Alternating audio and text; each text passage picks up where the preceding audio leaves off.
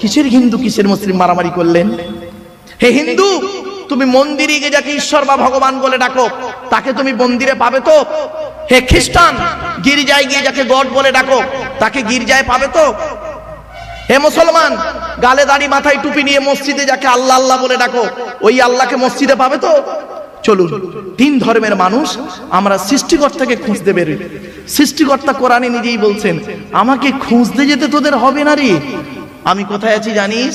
কোরআনেই আছি। Reference to the হলি কোরআন।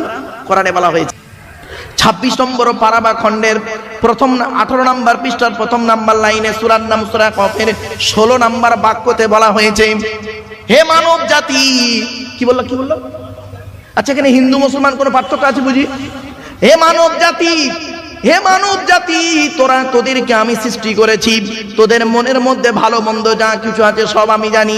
সৃষ্টিকর্তা বলছেন, শুনে রেখে দেন, আমি সৃষ্টিকর্তা কোথায় আছি জানিস? তোরা যেন কোনোদিন ভাববি না আমি সৃষ্টিকর্তা অনেক দূরে। না না না, আমি সৃষ্টিকর্তা তোর ঘাড়ের শিরারও নিকটবর্তী। একবার অন্তরে অন্তঃস্থল থেকে আমাকে সৃষ্টিকর্তা আল্লাহ বলে ডাক দে, আমি আল্লাহ তোরও ডাকে সাড়া দেব। আপনি ডাকুন না, আপনি ডাকুন, ডাকার মতো ডাকুন, ডাকার মতো আপনি সৃষ্টিকর্তাকে স্মরণ করুন। সৃষ্টিকর্তা আপনার ডাকে অবশ্যই সাড়া দেবে। আপনি তো ডেকেছেন অন্যভাবে। চলো একটা একটা করে বলে যাই। আসলে আমরা নিজেদের মধ্যে মারামারি করি কেন? সত্যিকারের এডুকেশনের অভাব, শিক্ষার অভাব। এজন্য আমি আপনাদেরকে অনুরোধ করে বলে যাচ্ছি, করজোড়ে নিবেদন করছি, ছেলে মেয়েকে সুশিক্ষায় শিক্ষিত করুন, সুশিক্ষায় শিক্ষিত করুন।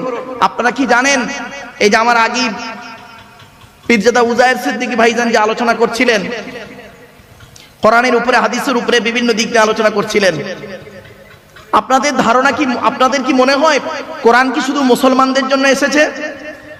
না, মানব জাতির কল্যাণের জন্য এসেছে কোরআন। কি নেবেন আপনি কোরআনে? আমাকে একজন প্রফেসর প্রশ্ন করেছেন, অমুসলিম প্রফেসর, সনাতন ধর্মের মানুষ, উনি হিন্দু মানুষ, হিস্ট্রি প্রফেসর। আমাকে বলছেন, মারুফ সাহেব, আমি আপনার লেকচার কন্টিনিউ শুনি এবং ভদ্রলোকের সঙ্গে কথা বলে যা বুঝলাম উনি কোরআন ভালো পড়তেও পারেন। আমাকে বলছেন, মদ খাওয়া কি? আমি বললাম, কোন ধর্মে? আচ্ছা বলুন, আপনাকে আমি যদি বলি মদ খাওয়া কি, আপনি কি বলবেন? হারাম বলবেন। আমি কিন্তু হারাম বলিনি ফট করে। কেন জানেন? কেন উনি একজন প্রফেসর লোক আর উনি প্রশ্ন করছেন আমাকে। আমি তখন চুপ করে, আমি বললাম, উনি বলছেন মদ খাওয়া কি? আমি তখন বললাম চুপ করে, কোন ধর্মে? তখন উনি চুপ করে গেলেন। বললাম, শুনুন, ইসলাম ধর্মে মদ খাওয়া হারাম, সুদ খাওয়া ইসলাম ধর্মে হারাম, শুকরের মাংস ভক্ষণ করা ইসলাম ধর্মে হারাম। উনি তখন আমাকে বলছেন যে ভাই, আমার এই প্রশ্নটা মনের মধ্যে খুব জাগে, আমি তো ইসলাম ধর্মের মানুষ নই, তাহলে আমি যদি শুকরের মাংস ভক্ষণ করি, আমি যদি মদ পান করি, তাহলে আমাকে সৃষ্টিকর্তা কেন পরকালে আমাকে শাস্তি দেবে? আমার কথা তো কোরআনে বলা হয়নি। আমি তো সনাতন ধর্মের মানুষ। হালাল খাবে কারা? যারা ইসলাম ধর্ম গ্রহণ করেছে তারা। আমি বললাম, স্যার আপনি গোটা কোরআন পড়েছেন? যা, তাই তো পড়লাম। বললাম, স্যার কিছু একটা মিস্টেক হয়ে গেছে স্যার। বলছি, সে কি? বললাম, শুনুন, শুনে নিন, আপনারা শুনে যান, আজকে হিন্দু মুসলিম উভয় শুনে যান ভাই, অনুরোধ করে যাচ্ছি আপনাদের। কোরআনে 3 শ্রেণীর লোককে সৃষ্টিকর্তা বলেছেন, আল্লাহ বলেছেন হালাল খেতে। কয় শ্রেণীর লোক? কয় শ্রেণীর? 3 শ্রেণীর লোককে উনি আল্লাহ বলেছেন হালাল খেতে, কোরআনে আছে। উনি সঙ্গে সঙ্গে কাগজ আর কলম বের করে নোট করছেন। বলুন, 1 নাম্বার কোরআনে বলা হয়েছে নবী রাসূলদেরকে আল্লাহ হালাল খেতে বলেছেন। কাদের কাদের? রেফারেন্স 18 নম্বর পারা বা খণ্ডের 4 নম্বর পৃষ্ঠাতে 8 নম্বর লাইনে সূরার নাম সূরা মুমিনুনের 51 নম্বর আয়াতে বা বাক্যতে বলা হয়েছে, ইয়া আইয়ুহার রাসূল, হে রাসূলগণ, কুলু মিনাত তাইয়্যিবাতি ওয়া আমালু সলিহা, হে রাসূলগণ আপনারা পৃথিবীতে হালাল খাবার খান, ভালো ভালো কাজগুলো করুন। জি, আচ্ছা বলে দিচ্ছি, নবী এবং রাসূলের মধ্যে পার্থক্যটা কি শুনে নিন। নবীদের উপরে, নবী রাসূলের মধ্যে পার্থক্য অনেক রয়েছে, আমি জাস্ট 2-3টে বলে দিচ্ছি। যাদের উপরে আসমানি কেতাব এসেছেন তারা হলো রসুল, আর যাদের উপরে আসমানি কেতাব আসেনি তারা হলো নবী। ঠিক আছে, সকল রসুল নবী, কিন্তু সকল নবী রসুল নয়। সে ছোটবেলায় পড়ে খার আর খারক মনে পড়ছে তো, সকল রসুল নবী, সকল নবী রসুল নয়। এবার আসছি পৃথিবীতে নবী এসেছেন কটা? নবী এসেছেন পৃথিবীতে, সংবাদ বাহক বলা হচ্ছে, নবী এসেছেন পৃথিবীতে 1,24,000, আর রসুল পৃথিবীতে এসেছেন 313 জন। কেউ বলেছেন 313, কেউ বলেছেন 315। এই দুই সংখ্যার একটু ডিফারেন্স, তো ওটা মানিয়ে নেবেন, মানে ডিফারেন্সে যাবেন না, মানিয়ে নেবেন, জাস্ট শুধু মতভেদে না গিয়ে। 313 জন রসুল এসেছেন, তার মধ্যে মুহাম্মদ সাল্লাল্লাহু আলাইহি সাল্লাম হলেন একজন রসুল। আচ্ছা, পৃথিবী যখন এটা এলো, আর একটু বলে দিই, পৃথিবীতে মোট কেতাব এসেছে কটা? 104টা। কত কত কত? 104টা সৃষ্টিকর্তা পুস্তক পাঠিয়েছেন। তার মধ্যে 100টা হলো ছোট ছোট ছোট ছোট, যাকে বলে সহিফা, চিরকুট চিরকুট, আর 4টা হলো বড় বড়। 4টা বড় বড় কি কি? 4টা বড় বড় হচ্ছে তওরাত, ওই আগেই বললাম তওরাত, জবুর, ইনজিল, কোরআন, এই 4টে বড় বড়। আর ছোট ছোট হলো 100টা। 100টা কাদের উপরে এসেছে একটু শুনে নিন। আদম নবীর উপরে এসেছে 10টা। কটা কটা কটা? 10টা। শীষ নবীর উপরে এসেছে 10টা। কত হলো? 20টা। ইদ্রিস নবীর উপরে এসেছে 30টা, 50টা। ইব্রাহিম নবীর উপরে এসেছে 10টা, 60টা। তারপরে এসেছে ইয়াকুব নবী, ইউসুফ নবী, আর অন্যান্য নবীদের উপরে এসেছে 40টা। এইভাবে তাহলে 100টা হয়ে গেল। এখন আদম নবীর উপরে যে 10টা এসেছিল, সেই 10টা যদি বলি সকলের জন্যই, একদম সকলের জন্যই সেই 10টা হারাম জিনিস। সে তো কোরআনেও আছে, অন্য ধর্মেও, মানে কি বলবো, অন্যান্য কেতাব ও ধর্মগ্রন্থেও আছে এই 10টা জিনিস। চলো, যে কথাটা বলছিলাম, কি কথা বলছিলাম এখানে? খুব গুরুত্বপূর্ণ, না না, একটা গুরুত্বপূর্ণ কথা বলতে বলতে,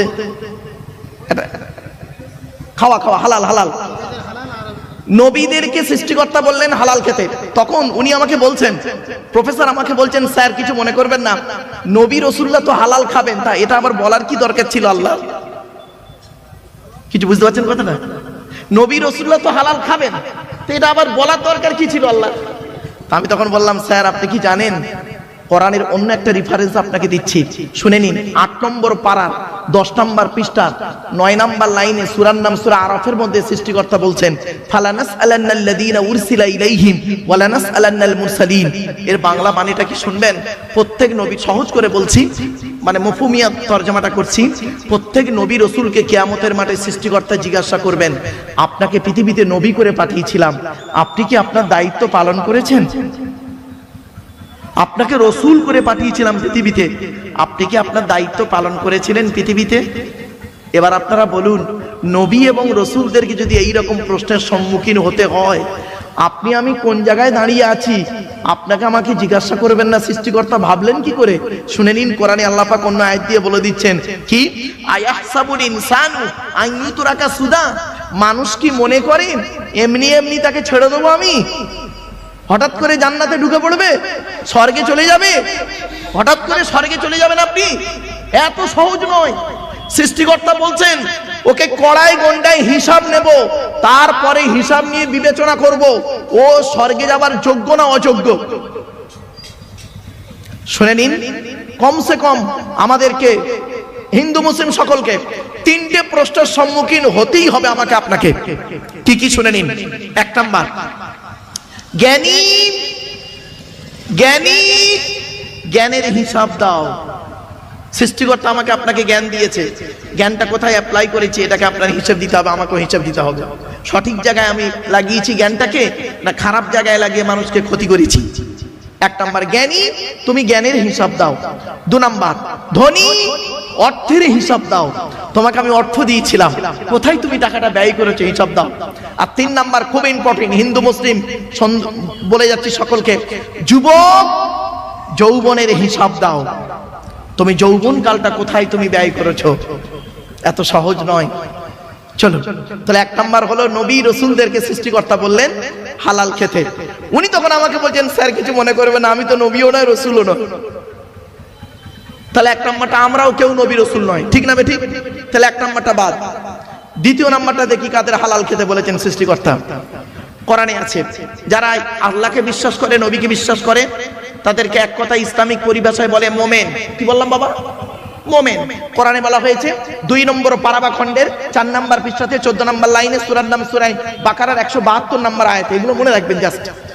172 নম্বর আয়াতে বলা হয়েছে, ইয়া আইয়ুহাল্লাযীনা আমানু, হে বিশ্বাসীগণ, হে ঈমানদার বান্দাগণ, কুলু মিন তাইয়্যিবাতি মা রাযাকনাকুম, আমার দেওয়া হালাল রিজিকগুলো তোমরা ভক্ষণ করো।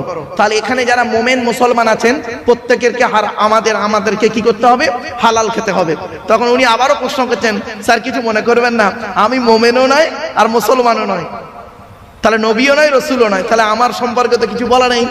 তখন লাস্ট পয়েন্ট ওনাকে বলেছিলাম, শুনে নিন আজকের এই লাস্ট পয়েন্টটার জন্য এত কষ্ট করলাম আপনাদের কাছে। আমি বললাম কোরআনে বলা হয়েছে, 3 নম্বর ব্যক্তি আপনি পড়েন কি দেখি, মানব জাতিকে সৃষ্টিকর্তা বলেছেন হালাল খেতে। আপনি মানব জাতির মধ্যে আছেন? বলছে অবশ্যই। আপনি আদমের সন্তান? বলছে অবশ্যই। আমি বললাম বাপের পৃষ্ঠ হতে মায়ের পেটে থেকে পৃথিবীর মুখ দেখেছেন? বলছে অবশ্যই। আমি বললাম আপনি মানব সন্তান? বলছে হ্যাঁ। কোরআনে আছে, শুনেন, আমি রেফারেন্সটা বলে যাচ্ছি। মানব জাতিকে সৃষ্টিকর্তা বলেছেন হালাল খেতে। রেফারেন্সটা কোথায় আছে? 2 নম্বর পারাবা খণ্ডের, কোরআনে 30 পারা, 2 নম্বর পারাবা খণ্ডের 4 নম্বর পৃষ্ঠাতে 8 নম্বর লাইনে, সূরার নাম সূরা বাকারার 168 নম্বর আয়াত, 168, 168, মনে রাখবেন এটা। এবার আমি আয়াতটা পড়ছি, বাক্যটা পড়ছি আর বাংলা মানে করছি, শুনুন। ইয়া আইয়ুহান নাস, নাস শব্দের অর্থ হলো মানব জাতি।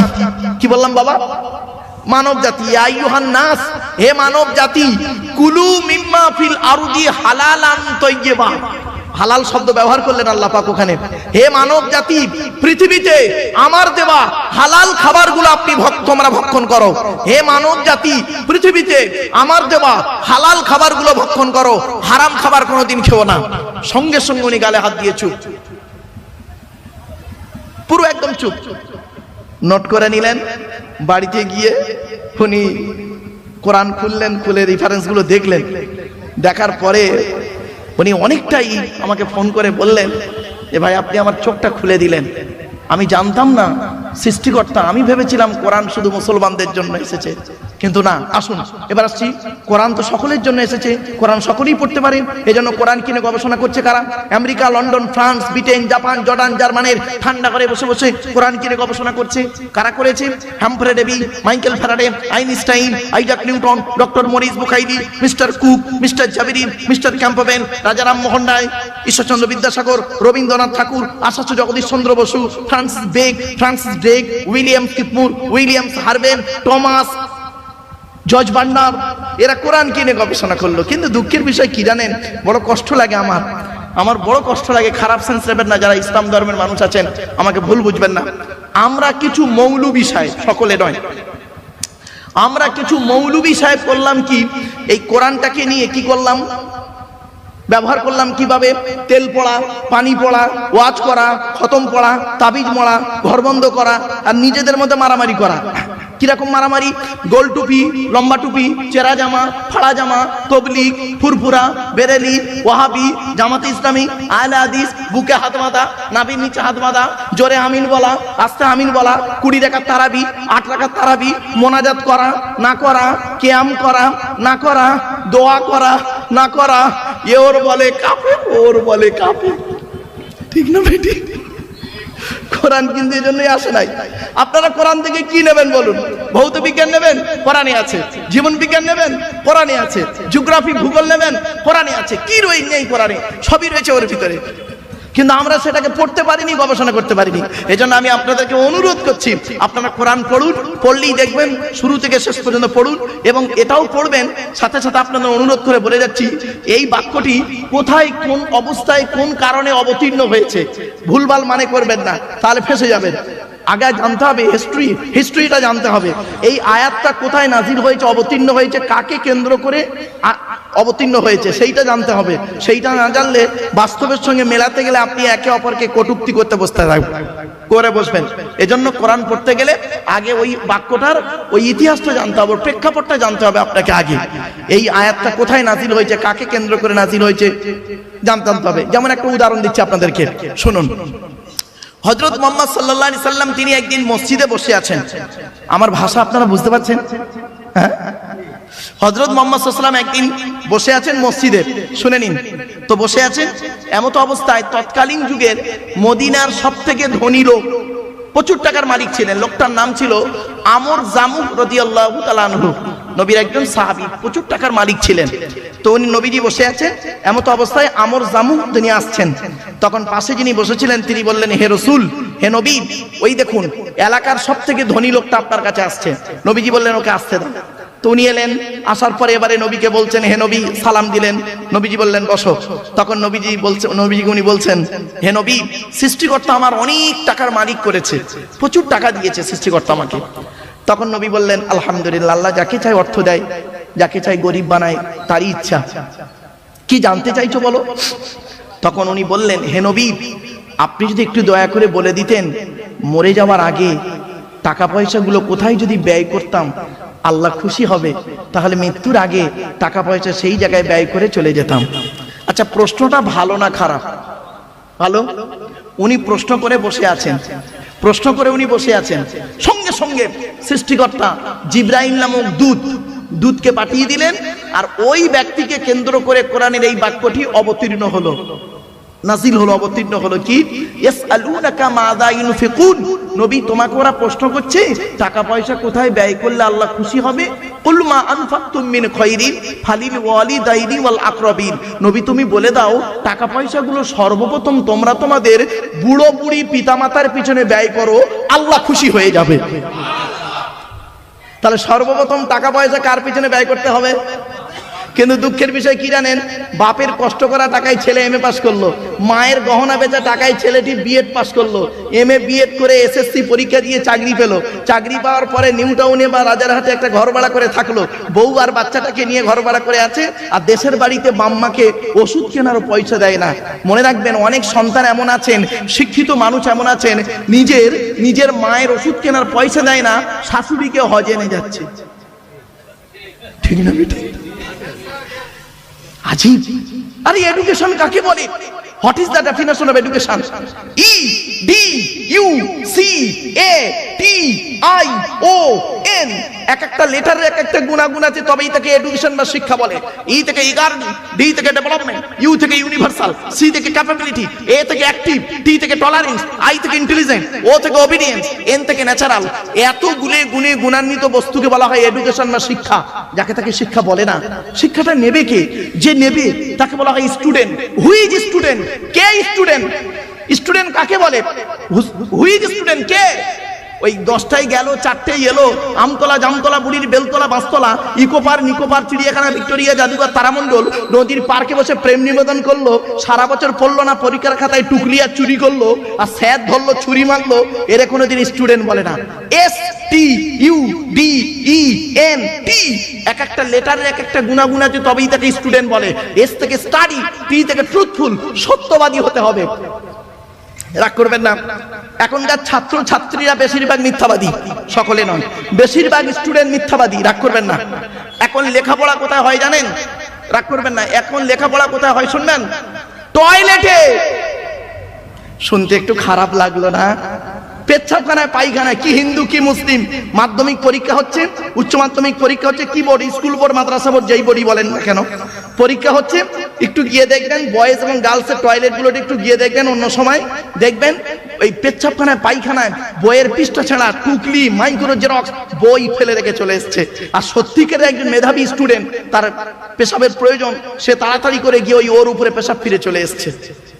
যে ছেলেটা টুকলি চুরি করে পাস করলো, 20 বছর পরে তিনি একজন শিক্ষিত লোক হলো, ডিগ্রি প্রাপ্ত হয়ে 20 বছর পরে মাইক ধরে এসে জনগণের সামনে লেকচার দিচ্ছে।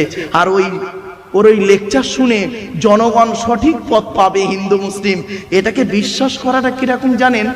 ঠিক ওই কাঁঠালের আমসত্ত্বের মতো। আপনারা খেয়েছেন রাজারহাটের মানুষ কাঁঠালের আমসত্ত্ব? আর হয় না তা খাবে কি? ঠিক না বেটে? হয় আমসত্ত্ব হয়, নয় কাঁঠাল সত্য হয়। কাঁঠালের আমসত্ত্বের মতো। চলো এবার আসছে, শিক্ষাটা দেবে কে? কে দেবে? টিচার। Who is teacher? কে টিচার? পড়ালেই খালি টিচার না, চলুন দেখি। টি ই এ সি এইচ ই আর। টি থেকে ট্রেনার, প্রশিক্ষণ প্রাপ্ত হতে হবে তবেই তুমি টিচার। ই থেকে ইগারগি, আগ্রহী হতে হবে তবেই তুমি টিচার। এ থেকে এবিলিটি, দক্ষতা থাকতে হবে তবেই তুমি teacher. Most important letter C. C থেকে ক্যারেক্টার, চরিত্র ঠিক থাকতে হবে তবেই তুমি টিচার। আজ থেকে 30 বছর আগে এই বয়োজ্যেষ্ঠ লোকেদের জিজ্ঞাসা করুন, আজ থেকে 30 বছর আগে আমরা কি করতাম? স্যারেদের দেখলে সাইকেল থেকে নেমে যেতাম, ঠিক না বেটি? কি হিন্দু কি মুসলিম। আর এখন কি হয়েছে শুনবেন? টিচার ছাত্রের সম্পর্ক, টিচার ছাত্রের সম্পর্ক সব জায়গায় নাই, বেশ কিছু জায়গায় টিচার ছাত্রের সম্পর্ক বন্ধু, বিড়ি চেয়ে খায়, খৈনি মলে দেয়। রাগ করবেন না। এই জন্য প্রফেট মুহাম্মদ সাল্লাল্লাহু আলাইহি সাল্লাম বলেছিলেন, আর একটু আগিয়ে যাচ্ছে, আজ থেকে 30 বছর আগে টিচার আর ছাত্রীর সম্পর্ক কি ছিল? পিতা আর কন্যার ন্যায়। মেয়েটি শিক্ষককে বাপের মতো ভক্তি করত, শ্রদ্ধা করত, আর শিক্ষক ছাত্রীটিকে নিজের কন্যা বলে মনে করত। এখন কি হয়েছে শুনবেন? বেশ কিছু জায়গায় টিচার ছাত্রীর সম্পর্ক স্বামী স্ত্রী। প্রাইভেট পড়াতে দিয়েছে, ইংরাজি করাতে দিয়েছে, ম্যাথ করাতে দিয়েছে, ও বিয়েটাও পড়িয়ে নিয়ে বসে আছে। এই জন্যই প্রফেট মুহাম্মদ সাল্লাল্লাহু আলাইহি ওয়াসাল্লাম বলেছিলেন, দি Messenger of Allah peace be upon him said, the best are those with good manner. নবী বলেন, তোমাদের মধ্যে উত্তম ব্যক্তি ওই লোকটা যার ক্যারেক্টার, চরিত্র ভালো, ওই লোকটাই হলো উত্তম ব্যক্তি। একজন উকিল, ব্যারিস্টার, মাস্টার, ডাক্তার, মোল্লা, মনীষী সাহেব, পীর সাহেব, দরবেশ সাহেব, আমির সাহেব, মুফতি সাহেবের যদি চরিত্র খারাপ হয়, আর একজন টোটোওয়ালার চরিত্র যদি ভালো হয়, টোটোওয়ালাটাই হলো আল্লাহর কাছে প্রিয় ব্যক্তি। Many loss is something lost, health loss is nothing lost, but character loss is everything lost. মানুষের যদি টাকা চলে যায়, ইনকাম করলে টাকাটা আবার ফিরে আসবে। মানুষের যদি শরীর চলে যায়, ভালো মন্দ খেলে শরীরটাও ফিরে আসবে। কিন্তু বন্ধু, মানুষের যদি চরিত্র চলে যায়, চরিত্র কিন্তু আর ফিরে আসবে না। তাই মুহাম্মদ সাল্লাল্লাহু আলাইহি ওয়াসাল্লাম বলেছিলেন, তোমরা আমাকে দুটো জিনিসের গ্যারান্টি দাও, আমি তোমাদের জান্নাতের বা স্বর্গের গ্যারান্টি দেব। কি? দুই ঠোঁটের মাঝখানে এই জিভের গ্যারান্টি দাও, হারাম খাবার খাওয়া থেকে জিভটাকে ঠিক করো, বাজে ভাষা বলা থেকে জিভটাকে ঠিক করো, পরনিন্দা পরচর্চা করা থেকে জিভটাকে ঠিক করো। আর 2 নাম্বার হলো, 2 রানের বীজখানে লজ্জাস্থানের গ্যারান্টি দাও, 2 ঠোঁটের মাঝখানে 2 রানের বীজখানে। এই দুটো জিনিসের গ্যারান্টি তোমরা আমাকে দাও, আমি তোমাদের স্বর্গের বা জান্নাতের গ্যারান্টি দিয়ে দেবো। যান বাড়ি চলে যান। এবারে গিয়ে দেখবেন, হয় চাচার নিচে খারাপ, নয় চাচার উপর খারাপ। রাগ করবেন না। হুকমারা কারেন্ট নিয়ে চাচা আমার পাকা চালিয়ে তাহাজ্জুদের নামাজ পড়ছে। রাগ করবেন না, খারাপ সেন্স নেবেন না। হয়তো কথাটা শুনতে হাসি লাগছে, কিন্তু বাড়ি থেকে একটু ভাববেন। চলো, এই থেকে অনেস্টি, সততা থাকতে হবে, তবেই তুমি টিচার। তুমি হিন্দু বলে মুসলমানের খাতা দেখবে কড়া করে, তুমি মুসলমান বলে হিন্দুর খাতা দেখবে কড়া করে, এর নাম টিচার নয়। শুধু তাই নয়, মনে রাখবেন, পৃথিবীতে কয়েক শ্রেণীর মানুষ আছে যাদের কোনো জাত হয় না, ওরা নিজেরাই একটা জাত, তার নাম হলো একটা টিচার।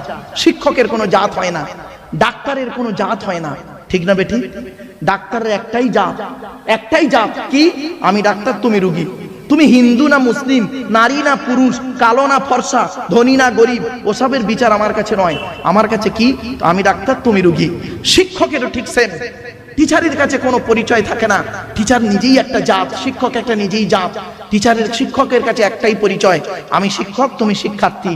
তুমি হিন্দু না মুসলিম, নারী না পুরুষ, কালো না ফর্সা, ধনী না গরিব, এ দেখার সময় নেই। আমার কাছে মেধার পরিচয়। দুঃখের বিষয় কি জানেন? চলুন আরেকটু এগিয়ে যাই। ই থেকে আর্লি টিচার হতে গেলে আগে আগে আসতে হবে last letter is A R. আর থেকে রেগুলারিটি, নিয়মিত ক্লাস করতে হবে, তবেই তুমি টিচার। ট্রেনার, ইগারিটি, ability, character, honesty, early, regularity, এতগুলো গুণ যার মধ্যে আছে, he is a really teacher. তিনি হলেন সত্যিকারের একজন টিচার। আচ্ছা ভাই, আপনাদের তো এই রাজারহাটের একটা জলসা হচ্ছে, তাই তো? নাকি ধর্মীয় জলসা নাকি? বলুন না ভাই। তা আমি এই আলোচনাগুলো করছি কেন? তা নিশ্চয়ই কারণ আছে। কারণটা এবার বলি। এই পৃথিবীতে ছোট্ট একটা উদাহরণ দিচ্ছি। আপনাদের এই রাজারহাট এলাকায়, এই রাজারহাট এলাকায় ধরুন একজন স্কুল টিচার, সেকেন্ডারি বোর্ড ও হায়ার সেকেন্ডারি, যাই হোক, স্কুল টিচার। তিনি 60 বছর বয়স হয়ে গেছে, তিনি রিটায়ার হচ্ছে। বিদায় অনুষ্ঠানে অনেক আলোচনা হলো। হওয়ার পরে তাকে যদি মাইকটা দিয়ে বলা হয়, স্যার দয়া করে একটু বলবেন, আপনি এই প্রতিষ্ঠানে 60 বছর বয়স পর্যন্ত আপনি চাকরি করেছেন, দয়া করে একটু মাইকটা নিয়ে বলবেন সব সাহসের সঙ্গে যে আমি এই 60 বছর বয়সে যত স্টুডেন্ট পড়িয়েছি, কি হিন্দু কি মুসলিম নারী পুরুষ, প্রত্যেকটা স্টুডেন্ট 100% পারফেক্ট? একটু দয়া করে মাইকে বলবেন। উনি কি বলতে পারবেন? হ্যাঁ বলুন বলুন, উনি কি বলতে পারবেন? হ্যাঁ। উনি এতটুকু ভরসার সঙ্গে বলতে পারেন যে আমি আমার জ্ঞান মতে যত স্টুডেন্ট পড়িয়েছি 99% ভালো, 1% চোরডান ডাকাত গুন্ডা বদমাইশ বলে হতে পারে। ঠিক না বেটি? উনি 100% চ্যালেঞ্জ দিতে পারবে না। পারবে কি? কিন্তু শুনে নিন, চমকে যাবেন। এই পৃথিবীতে একজন মেসেঞ্জার এসেছিলেন, এই পৃথিবীতে একজন প্রফেসর এসেছিলেন, এই পৃথিবীতে একজন কি বলবো টিচার এসেছিলেন, এই পৃথিবীতে একজন গাইডার এসেছিলেন, যার জন্ম হলো 570 খ্রিস্টাব্দে। ইংরাজি মাস ছিল 29শে আগস্ট সোমবার, 570 খ্রিস্টাব্দের 29শে আগস্ট সোমবার। আর যার মৃত্যু হলো 632 খ্রিস্টাব্দে, 33 খ্রিস্টাব্দে জুন মাসের 18 তারিখ সোমবার। এই 63 বছর ব্যক্তির পৃথিবীতে ছিলেন, একটা জীবনে মিথ্যা কথা বলেননি। এমনকি তিনি যত ছাত্রছাত্রী তৈরি করেছেন, তাকে একবার জিজ্ঞাসা করা হলো আপনি বলুন এই পৃথিবীতে যত ছাত্রছাত্রী তৈরি করেছেন তাদের ক্যারেক্টার সম্পর্কে, তাদের সম্পর্কে আপনি সার্টিফিকেট দিন। তিনি বলছেন শোনো, আমার ছাত্রদের নাম হলো সাহাবী। কি বললো? সাহাবী। আর আমার ছাত্রীদের নাম হলো সাহাবিয়া, স্ত্রীলিঙ্গ। ছাত্র ছাত্রীদের নাম হলো সাহাবী সাহাবিয়া। তাদের চরিত্র সম্পর্কে আমি তোমাদের মোহাম্মদ তোমাদেরকে আমি সার্টিফিকেট দিয়ে যাচ্ছি। আসহাবিকান নুজুম বিআইইম ইক্তেদাইতুম ইহতেদাইতুম। আমার প্রত্যেকটা ছাত্র ছাত্রী হলো নক্ষত্রের ন্যায়। তোমরা যাকে অনুসরণ করে পৃথিবীতে চলবে তার মাধ্যমে দুনিয়াতে শান্তি সম্মান পাবে, আখিরাতে জান্নাত পেয়ে যাবে। কি ভাবলেন? প্রাসঙ্গিক আলোচনা তো, তাই চলে এসে গেল, তাই একটু বলে ফেললাম। চলুন, এরপরে নবীজি বলছেন পৃথিবী ধ্বংসের লক্ষণ হলো কি জানেন? 1 নাম্বার, বিদ্যা উঠে চলে যাবে সমাজ থেকে। আজকের মাধ্যমিক উচ্চ মাধ্যমিক বিএ পাস এমএ পাস আলেম হাফেজ মাস্টার ডাক্তার ইঞ্জিনিয়ার প্রফেসর বেড়ে গেল। দুঃখের বিষয় অনেকেই বাম্মার ভাত দেয় না। রাগ করবেন না, খারাপ সেন্স নেবেন না। মনে রাখবেন সৃষ্টিকর্তা ছাড় দেয়, ছেড়ে দেয় না। কি বললাম ভাই? একটু বলুন। উদাহরণ দেবো, একটা উদাহরণ দেবো, রাগ করবেন না। হিন্দু মুসলিম একটু দয়া করে শুনুন উদাহরণটা। ছেলের বয়স 40, বাপের বয়স 70। বাপের বয়স কত? 70। ছেলের বয়স 40। 70 বছরের বৃদ্ধ পিতাটা একটু ভুল করে ফেলেছে। ছেলে করলো কি, ওর বউয়ের সামনে, স্ত্রীর সামনে ওই বুড়ো বাপের গালে ঠাস করে একটা চড় মেরে দিল। এখন ছেলে, জন্ম দেওয়া ছেলে বৌমার সামনে গালে চড় মেরেছে, লজ্জায় কাউকে কোনো কথা না বলে মসজিদ বলুন আর মন্দির বলুন, যদি হিন্দু হন মন্দির আর মুসলমান হলে মসজিদ, মসজিদের বারান্দায় গিয়ে একা চুপ করে বসে বসে ঝরঝর করে কাঁদছে। তো সৃষ্টিকর্তা ফেরেশতাদেরকে বলছে কাঁদছে কেন রে, কি হয়েছে? তা ফেরেশতারা বলছে সৃষ্টিকর্তা কি বলবো, যে ছেলেটার কান্না ডাকটা শোনার জন্য হসপিটালের বারান্দায় বসেছিল, যে ছেলেটার কান্না ডাকটা শোনার জন্য ওই ওটির সামনে, বুঝতে পারছেন আমার ভাষা, নার্সিংহোমের ওটির সামনে চেয়ারে বসেছিল কান্না ডাকটা শোনার জন্য, সেই ছেলেটা আজকের ওর গালে চড় মেরেছে স্ত্রীর সামনে। এই জন্য কাঁদছে না ও। ঠিক আছে, ওকে কাঁদতে মানা কর, ও বাড়ি চলে যাবে। কিছুক্ষণ পরে কাঁদলো, মন টন খারাপ হলো, কাউকে আর বলবে, যাকে বলবে সে তো বলবে এই ছেলে জন্ম দিয়েছিস ইত্যাদি ইত্যাদি, কাউকে না বলে মনটা খারাপ, বাড়ি গিয়েছে। ওই শোকে শুনে নিন প্লিজ অ্যাটেনশন, ওই শোকে বাপটা 3 দিনের মধ্যে লোকটা মারা গিয়েছে। তো ছেলে করলো কি, যে যা ধর্মের রীতিনীতি, ধর্মীয় রীতিনীতি মেনে মাটি দিয়ে, মুসলমান হলে তাকে গোসল দিয়ে কাফন পরিয়ে জানাজা পড়িয়ে মাটি দিয়ে চলে এলো। ব্যাস 1-2 বছর ছেলেটা বাপের কথা স্মরণ করলো, তারপরে ভুলে গেল। ঠিক তার 40 বছর পর, কত বছর? তখন ছেলের বয়স কত হবে? 80। ছেলে এখন 80 বছরের বুড়ো, 6 বার হজ করেছে, 10 বার ওমরা করেছে। এর আবার 4টে ছেলে। ছোট ছেলেটা না একটু ডেঞ্জার টাইপের। হঠাৎ একদিন হাজী সাহেব দাঁড়িয়ে আছে, আর ছোট ছেলেটাও দাঁড়িয়ে আছে, আর ছোট বৌমাও দাঁড়িয়ে আছে। কি ছেলের সঙ্গে কথা কাটাকাটি হতে না, আর ছোট ছেলে করেছে কি, বাপের গালের দাড়িটা ধরে হাজী সাহেবের দুটো গলে দুটো ঠাস ঠাস করে দিয়েছে, এ গালে একটা। যেই ছেলে মেরেছে না, লজ্জায় কাউকে বলতে না পেরে সোজা মসজিদে গিয়েছে, মসজিদে গিয়েছে, অজু করেছে, 2 রাকাত নামাজ পড়েছে, নামাজ পড়ে সৃষ্টিকর্তার কাছে হাত তুলে মোনাজাত করে কাঁদছে, রব্বানা যালামনা আনফুসানা ওয়া ইল্লাম তাগফির লানা ওয়া তারহামনা লানাকুনান্না মিনাল খাসিরিন। ওগো আল্লাহ, আমি হাজী মানুষ, 6 বার হজ করেছি, 10 বার ওমরা করেছি, কিভাবে গেছি জানি না, আল্লাহ তুমি ভালো জানো, টাকা 2 নম্বরি করে গেছি, দেখ ওটা বলছি না, ক্লিয়ার করছি না। তো আল্লাহ আমি হজ করেছি, ওমরা করেছি, আল্লাহ আমার ছোট ছেলে আজকের বৌমার সামনে আমার 2 গালে 2 চড় মেরেছে, এর বিচার তুমি করো। সৃষ্টিকর্তা বলছে কিছু মনে করিস না, আমি ছাড় দিই, ছেড়ে দিই না। আজ থেকে 40 বছর আগে তুই তোর বাপের গালে 1টা চড় মেরেছিলিস, আমি ওটাকে তুলে রেখে দিয়েছিলাম, আজকে পূরণ করে দিলাম 2টো দিয়ে। কথাটা বাড়ি থেকে ভাববেন, সৃষ্টিকর্তা ছাড় দেয়, ছেড়ে দেয় না। মনে রাখবেন, চোখ দুটো বন্ধ হয়ে গেলে সব শেষ। আজকের আপনারা প্লাস্টিকের উপরে বসে আছেন, তাই না? আরে বলুন না, একটু কথা বলুন। কালকে যদি চোখটা বন্ধ হয়ে যায়, নিচেই চলে যাবেন। যে জায়গায় যাব সেই জায়গাটার নাম হলো কবর। শুনে রেখে দিন, জাস্ট উদাহরণ দিচ্ছি আপনাদেরকে। এ জীবন শুরু হয়েছে আমাদের 150 টাকায়, এ জীবন শেষ হবে 1500 টাকায়। আমি এই কথাটা যখন বলেছিলাম, আমার এক বন্ধু, একই ক্লাসে পড়তাম, ও কলেজের প্রফেসর, তো ও আমাকে বলছে, সামনে বসেই বলছে, মারুফ ভাই এটা কি করে হলো? আমি প্রফেসর, আমার বউ প্রফেসর, আমার বাপ প্রফেসর, মা প্রফেসর, আমরা বাড়িতে 4 জন কলেজে কাজ করি, আর আমাদের জীবন শুরু হয়েছে 150 টাকায়। হ্যাঁ, আমরা 4 জনের মাইনে 1 মাসে করলে 5 লাখের উপর হয়। তখন আমি বলেছিলাম, অতগুলো মানুষের সামনে বলেছিলাম, আজও আপনাদের সামনে তুলে ধরছি, বলেছিলাম, বন্ধু যেদিন মায়ের পেট থেকে এসেছিলেন সেদিন সব থেকে দামি কাপড়টা কে কিনে দিয়েছিল? তা বলছে আমার আব্বা। আমি বললাম, কাপড়টা নিজে পরতে পেরেছিলেন? বলছে না। কাপড়টার দাম কত ছিল? বলছে 1 থেকে 150 টাকায়।